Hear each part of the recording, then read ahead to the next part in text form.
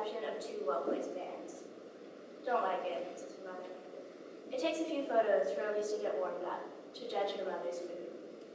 Next, a blonde woman leans against a pole of a stop sign. She's wearing knee-high black leather boots, a yellow miniskirt, and a white bikini top. Gross, says Elise. Don't like it, her mother agrees. The next woman is also blonde and holds a golden retriever puppy on what looks like the deck of a boat. She's wearing a black and white striped bodysuit that begins as a fitted halter top and merges into wide-legged pants. Gross, says Elise. Interesting, her mother says, pausing her wrist. I like the pattern. Well, it's kind of cool, Elise begins to change her response, but her mother flips to the next page. A woman floats in a backyard pool and looks straight up at the camera. She's wearing a long black dress that spills out at her ankles like bleeding ink, and her black hair makes the same fan-like shape behind her head. I like that, Elise says immediately, hoping her mother will agree this time. Her mother says nothing, and the door to her aunt's room opens. See you tomorrow, John. Good night, Elise hears her grandparents whisper to their son-in-law. Elise's mother closes the book. The 4 of them say goodnight to the charge nurse, and Elise's grandfather drives them back to the suburb house where Elise's mother grew up. On the freeway, the car lights look like pulsing red and white beads on an endless black street. Elise thinks of the woman from the book in the long black dress, of how beautiful yet heavy her dress would be if it were lined with beads, alternating red and white from her ankles up to her waist. She sits in the back seat next to her mother, who is very still, with her hands resting in her lap. In the front seat, Elise's grandmother narrates the course of the day. Aunt Judy's highs and lows, key phrases the doctor said, reasons why Aunt Judy might respond better to the new treatment. At their house, Elise's grandparents offer her hot chocolate again. 2 days ago, it had seemed like a special treat to get hot chocolate during the summer, something her mother never allowed. Chocolate-based drinks are only for the winter. But now Elise is tired. Tomorrow they will wake up at 7 again to be at hospital by 8. Her mother goes onto the porch to smoke. Elise sits at the kitchen table and plays checkers with her grandfather, while her grandmother scrubs the counters and listens to the radio. There are no dishes to clean or to put away, and on the radio, a man is reporting on elections from a country in Africa. The citizens he speaks to are upset. A man from the opposition party says something has been stolen from them. Elise's grandfather has black pieces, smooth against his wrinkled skin, and in between turns, he places his thumbs over the brim of his mug of tea. Elise stacks her pieces in the perfect red cylinders and thinks about winning the game like she does in school. Her mother comes in from the porch and hands the white teacup she uses as an ashtray to Elise's grandmother. Her grandmother sighs, but she is grateful for a dish to wash. Thank you.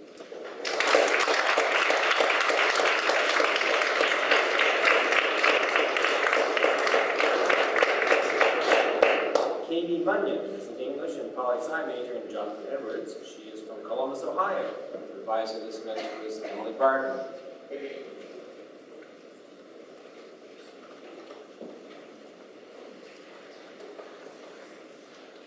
This is from a short story about 2 young women in their mid-20s. It's called Your Week, and I'm just going to read the first couple pages. You and me. Our last year of college, Vera went abroad. Our friends lounged in the dorm and debated what possessed her. Escape from unrequited love, protest against the college administration, sheer unfriendliness. I said nothing, but I understood. Vera was sick of college, and when Vera had had enough, she did not wait around for more, after a certain point at least. Vera would put up with most things for a long time, seeming languid, some flaming red-headed lizard blazing in the sun. Then the line. I call it a line, but it must have been a jagged, reeling, ruptured thing. Was crossed and she snapped. For a self-avowed skeptic, Vera often acted with a striking sense of moral imperative. Vera spent the year in Italy, not speaking Italian, trying to learn, taking classes in English at a program for American students, hating the other students for being so superficial in their interest, failing to coax her own interest into what she wanted it to be, giving up.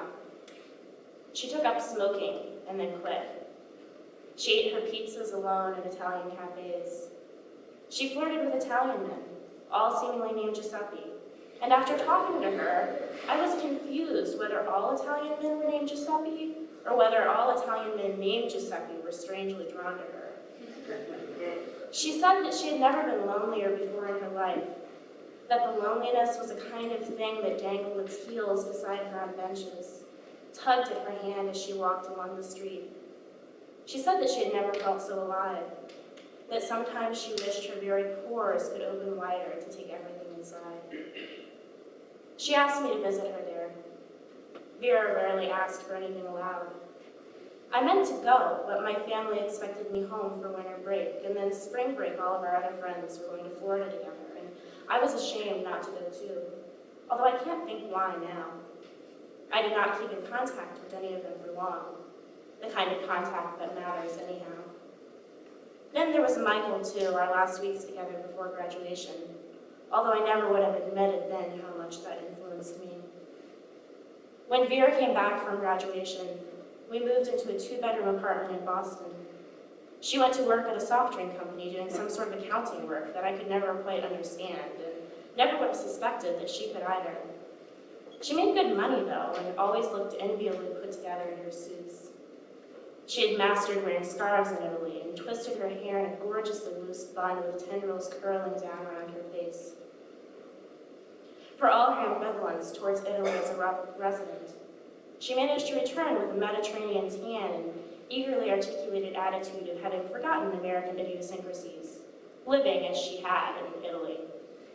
She sprinkled her little ornaments from Italian markets around the apartment and framed her photos, taken in color but printed in black and white, on the walls. She frowned at habits we once shared, leaving me to our old favorite cereal and drinking only cappuccinos in the mornings, while complaining about their lackluster quality in America. I got a job teaching at an elementary school.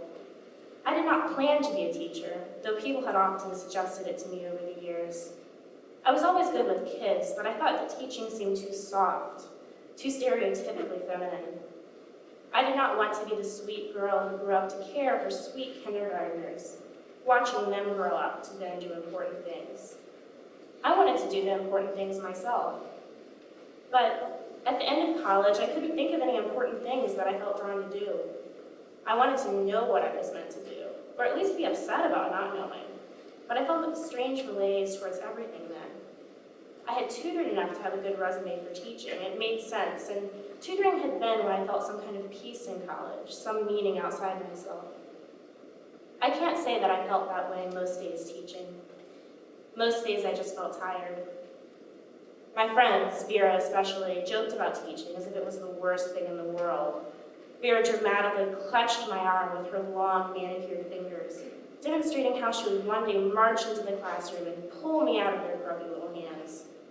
I laughed at the jokes and told stories that they expected about the crazy things the kids said and did. I sighed and rolled my eyes as I talked, but to tell the truth, the kids didn't bother me that much. I did not think they were so different from us. They said absurd things, but so did we, and we put much more effort into them. They cried over silly things, but we did too. Sometimes being at school was a kind of relief. I struggled to get the classroom in order, but being with the kids themselves did not require any kind of front, the kind of pretense that made our own age group exhausting. I joked with the kids, and they laughed without worrying how they sounded. They told me when they were sad and did not pretend that they were not. I did get tired, but I did not burn out as quickly as some of the other teachers. I think because I did not expect to change any of the kids' lives. I did not imagine they would be different people because of me, and did not worry about making a long-term impact. I figured that we were all just trying to get through the day as best we could, them as well as me. The way Vera talked about Italy, it was the same way the kids talked about the park, about the movies, about going to the grocery store and finding little sample cups of little broken Pop-Tart corners. Except their stories were not something they used to differentiate themselves, at least not for me. They told me like they wanted to draw me inside the place they loved, as if they were powerful enough to make me be there too if they told the story well enough, and the place would be all the better for my presence. I could not remember ever thinking I was that powerful, but I suppose that I must have once.